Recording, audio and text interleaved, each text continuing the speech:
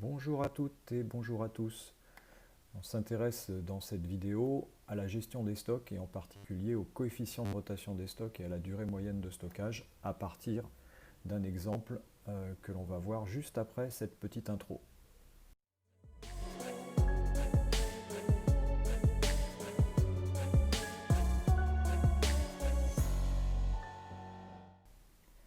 Alors voilà le contexte professionnel qui va nous permettre de faire de la gestion de stock et du suivi. Donc on est dans un magasin Jardistore qui est spécialisé dans la vente de plantes, fleurs et mobilier de jardin. Le responsable s'intéresse à la gestion des stocks de deux modèles de tuyaux d'arrosage sur une période d'un an. Donc on a déjà la période qui est donnée dans l'énoncé. Les livraisons, donc les approvisionnements et les ventes sont résumés dans le document 1 pour l'année passée. Donc le document 1 ici nous donne des chiffres que l'on va exploiter. On nous explique que les produits sont vendus aux consommateurs à l'unité. Chaque client achète en général un tuyau d'arrosage, mais ils sont commandés chez le fournisseur par carton de 8 produits.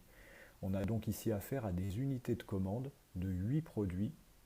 Donc on verra qu'une UC, unité de commande, ça correspond en fait à 8 produits.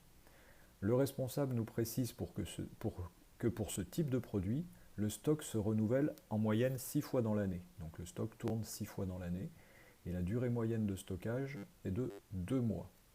Les questions qui nous sont posées sont de calculer le stock final. Donc on aura une annexe à compléter, l'annexe 1. Ensuite, il faudra calculer les ratios, c'est-à-dire le stock moyen, le coefficient de rotation des stocks et la durée moyenne de stockage dans une annexe 2. Et ensuite, il faudra commenter les résultats. Donc je vous montre comment ça se présente. Donc voilà l'annexe 1 pour le calcul du stock final, l'annexe 2 pour les ratios. Alors si vous voulez mettre en pause pour relire l'énoncé, n'hésitez pas. On va passer maintenant au calcul du stock final. Alors, la première chose à faire donc ici, c'est le stock final, puis les livraisons, les ventes, et on arrivera au stock initial, livraison, vente, on arrivera au stock final. Alors, le stock initial, finalement, quand on regarde, il est donné dans l'énoncé, il est là. Donc pour cette marque-là, on démarre l'année avec 24 produits et pour l'autre avec 16. Ensuite, il faut calculer le total des livraisons. Alors attention aux unités de commande. Pour le premier produit, les livraisons, on a 6 unités de commande sur le premier trimestre, donc 6 cartons, 9 sur le deuxième, 2 sur le troisième trimestre et aucun sur le quatrième. Donc en fait, on a reçu 6 plus 9 plus 2 cartons de 8 produits. Donc dans le total des livraisons reçues dans l'année, il faut tenir compte de cette information. 6 plus 9 plus 2, ça fait 17 unités de commande reçues. Et 17 unités de commande, ça fait 136 produits parce qu'il y en a 8, donc 17 fois 8, il y en a 8 dans chaque unité de commande. Pareil pour le deuxième, 3 cartons, 5 cartons, 2 cartons, 2 cartons, ça fait 3 plus 5 plus 2, ça fait 12 unités de commande, et 12 fois 8, ça fait 96 produits. Ensuite, il va falloir calculer le total des ventes qui vont sortir du stock pendant l'année, en sachant que les livraisons, elles rentrent dans le stock. Alors les ventes, elles sont là, 32 au premier trimestre, 72, 24, 24, donc on va les additionner pour avoir les ventes sur l'année.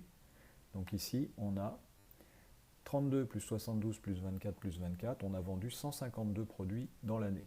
Pour le deuxième, c'est cette ligne-là, on obtient 108 produits vendus. Alors maintenant, grâce à ça, on va pouvoir trouver le stock final. Donc pour calculer le stock final, on part du stock initial. Les livraisons viennent se rajouter au stock, elles rentrent dans le stock, donc 24 plus 136. Et les ventes sortent du stock, donc moins 152. Ce qui nous donne 24 plus 136 moins 152, il reste 8 produits à la fin de l'année. On fait pareil pour le deuxième, 16 ici, plus 96 ici, plus 108 ici, moins 108, pardon, c'est les ventes, elles sortent du stock. Il en reste 4. Donc on a maintenant le stock initial et le stock final, on va pouvoir calculer les ratios qui nous sont demandés dans la question 2. Annexe 2, on nous demande de calculer le stock moyen, le coefficient de rotation et la durée moyenne de stockage. Alors pour la première marque, il faut connaître ces formules. La formule du stock moyen, c'est stock initial plus stock final divisé par 2. Stock initial, c'est 24, stock final, c'est 8, et on divise par 2. On y va pour les calculs. Ça donne 24 plus 8, divisé par 2, 16. Attention à la parenthèse. Pareil en bas, 16 de stock initial, 4 de stock final, on divise par 2, ça fait 10. Alors ça, on ne s'en servira pas dans les commentaires, par contre ça nous est utile pour la suite des calculs. Le coefficient de rotation des stocks, je vous rappelle qu'il nous indique le nombre de fois que le stock va tourner, se renouveler pendant la période. Alors, déjà la définition peut-être, avant de voir les réponses. La définition du stock, du coefficient de rotation des stocks, on prend les ventes, donc 152 ventes, et on divise par le stock moyen qu'on vient de calculer juste avant. Alors, les ventes, 152 pour le premier, on a vendu 152 produits dans l'année, on divise par le stock moyen qu'on vient juste de trouver avant, ça fait 9,5. On n'avait pas de consigne d'arrondi, donc on laisse 9,5. Pareil pour le deuxième, 108 ici, et divisé par 10 qu'on vient de trouver avant. Ça donne 10,8. Donc ça veut dire que pour le premier, le stock tourne un peu plus de 9 fois par an, et pour le deuxième, il tourne un peu plus que 10 fois par an. Il se renouvelle un peu plus que 10 fois par an. La vitesse de rotation ou durée moyenne de stockage, c'est le temps qu'il faut pour vendre le stock si on ne fait pas de commande de réapprovisionnement. Donc c'est la durée, le temps qu'on garde les produits en stock en fait. Alors, pour ça, il faut calculer, il faut reprendre la formule qui nous dit durée de la période divisée par coefficient de rotation. Durée de la période, ici, on travaille, on a dit, sur une période de 1 an. C'est ce qu'on a vu dans le document 1, je vous rappelle, là, il nous le disait dans l'énoncé. Donc là, on travaille sur une période de 1 an. Donc on sait que en gestion des stocks, on prend 1 mois égale 30 jours, 1 an égale 360 jours. Donc la durée, ça va être 360, et on va diviser, parce que la formule nous le demande, par le coefficient de rotation des stocks.